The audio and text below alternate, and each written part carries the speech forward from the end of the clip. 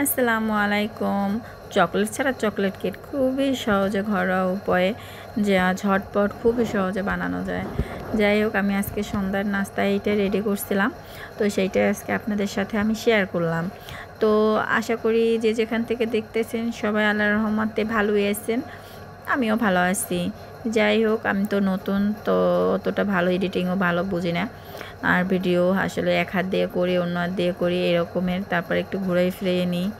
এই তো আসলে আমার তো সেরকম কোনো কিছু নাই যে আমি তাই দিয়ে ভিডিও করব, তো যতটুকু আছে সেটুকু দিয়ে আমি ভিডিও করি।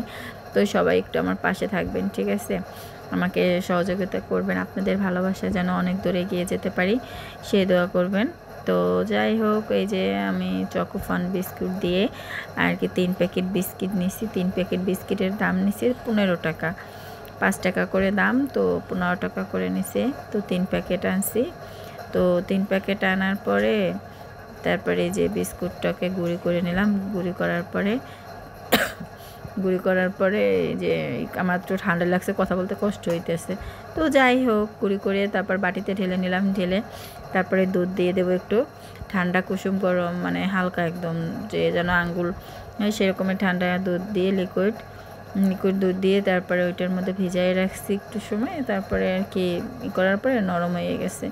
আমি কিন্তু কোনো চিনি অ্যাড করি নাই, কারণ বিস্কুটের যে চিনি আছে ওইটাই, আমি আবার চিনি জাতীয় খাবার একটু কম খাই, আর আমার বাচ্চাকে একটু চিনি জাতীয় খাবার কমই খাওয়াই। তাই আমাদের বিস্কুটে যেটুকু চিনি, আপনাদের যদি দরকার হয় আপনারা চিনি দিয়ে নিতে পারেন, সমস্যা নেই। তো এই যে আমি তারপরে এই যে চিনি ছাড়া তারপরে এই যে বিস্কুটই হয়ে গেছে গলে যাওয়ার পরে মোটামুটি। তারপরে একটু বেকিং পাউডার দিছি হালকা অল্প একদম, আর একটু বেকিং মানে সোডা অল্প একদম সামান্য একটুখানি দিছি, যা মানে একটুখানি দিয়ে তারপরে আপনারা ভিডিওতে কীরকম বুঝতেছেন আমি জানি না, তবে অল্প একটু দিছি। তো যাই হোক, এই যে দিয়ে তারপরে আবার একটু ম্যাশ করে নিলাম, পুরো ভালো করে মিশিয়ে নিলাম। মিশিয়ে পরে তারপরে আর কি মানে কি বলবো, কেকটা কিন্তু এমনি খেতে অনেক মজা হয়েছে, মানে প্রথমবার হিসাবে অনেক ভালো হয়েছে কেকটা। তো আপনারাও জানাবেন যে কেমন হয়েছে, ঠিক আছে?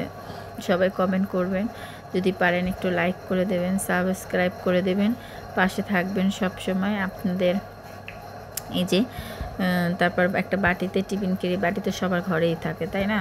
তো যে টিফিন কেড়ি বাটির মধ্যে একটু হালকা তেল ব্রাশ করে তারপর ওইটার মধ্যে ঢেলে দিছি। ঢেলে দেওয়ার পরে এই যে মানে একটা হাঁড়ির মধ্যে স্ট্যান্ড বসাইছিলাম, স্ট্যান্ড বসাইয়া তারপর সেটার মধ্যে আর কি ভাপে যে স্ট্যান্ড বসাইয়া তারপরে যাইয়া তোমার কেকটা দিয়া প্রায় 30 মিনিটের মতো ছিল ঢাকা।